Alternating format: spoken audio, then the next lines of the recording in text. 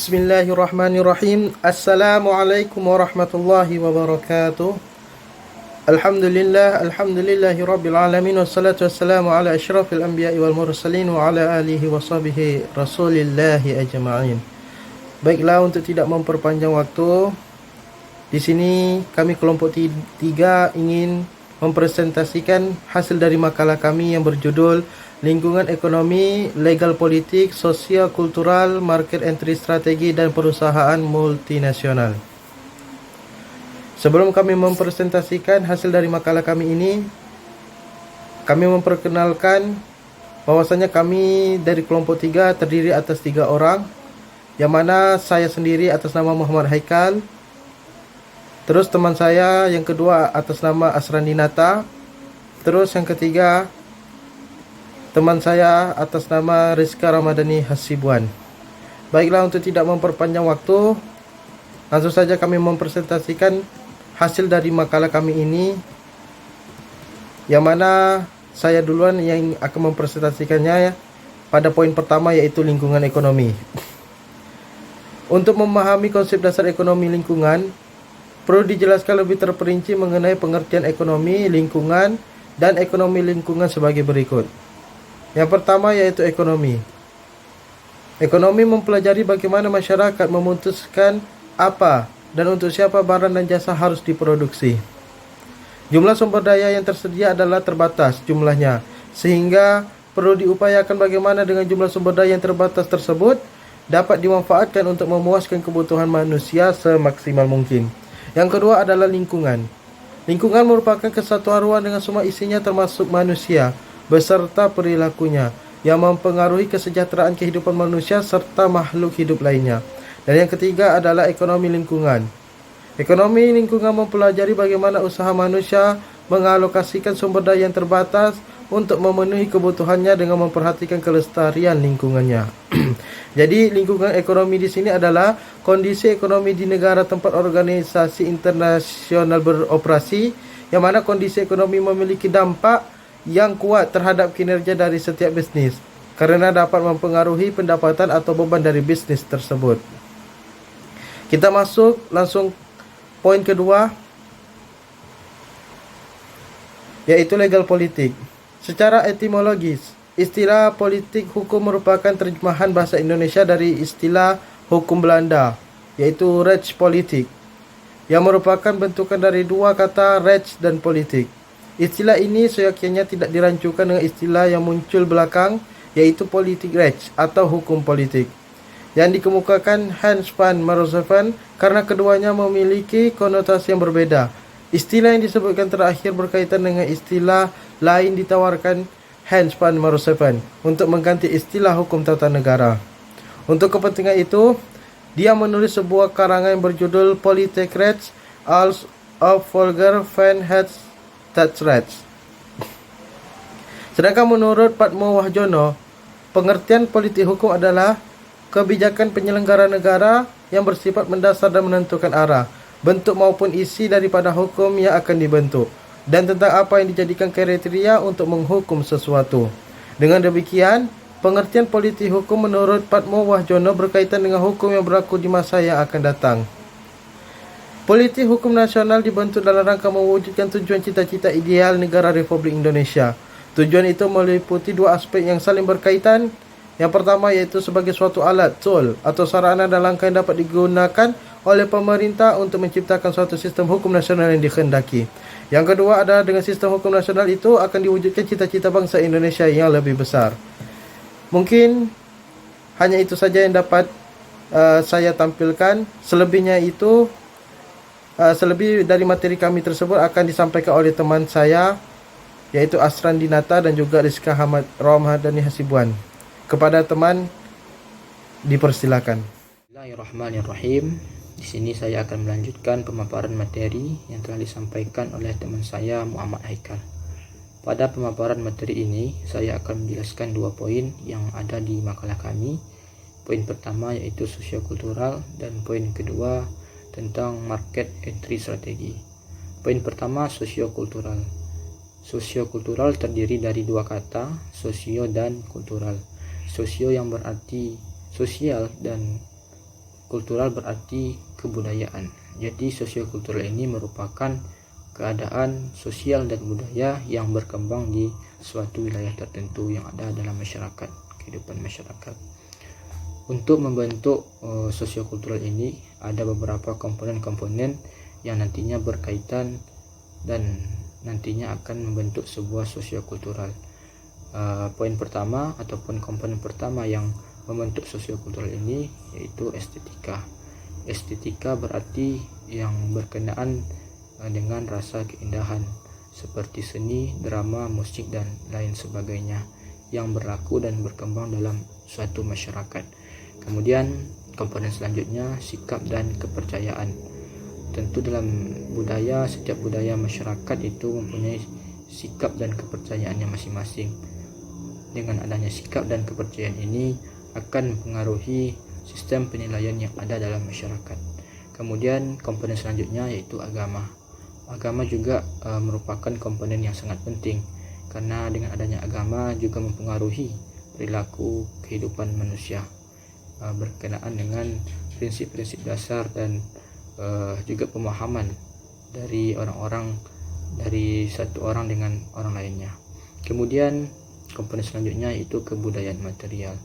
Kebudayaan material ini bisa berkenaan dengan suatu peninggalan seperti peninggalan ataupun penggalian dari sebuah arkeologi, dan juga kebudayaan ini juga mencakup barang-barang seperti televisi, pesawat dan lain sebagainya yang juga akan mempengaruhi sosiokultural.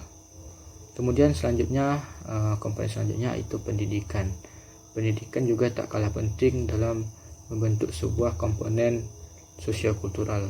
Karena dengan adanya pendidikan, maka suatu masyarakat akan mengetahui segala informasi dan mengetahui segala pengetahuan yang berkembang di suatu masyarakat tersebut.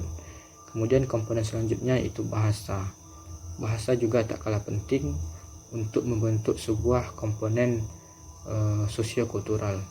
Karena bahasa adalah kunci bagi sosial dan kebudayaan di daerah tertentu. Dengan adanya bahasa, maka satu orang dengan orang lainnya, masyarakat satu dengan masyarakat lainnya bisa saling memahami dan juga bisa berkomunikasi dan nantinya akan mempengaruhi sosial dan kebudayaan di daerah tersebut. Kemudian poin kedua yang saya jelaskan itu market entry strategi. Market entry strategi berarti rencana strategi pemasaran. Jadi dengan adanya market entry strategi ini, sebuah perusahaan mempunyai rencana ataupun sebuah strategi, inisiatif ataupun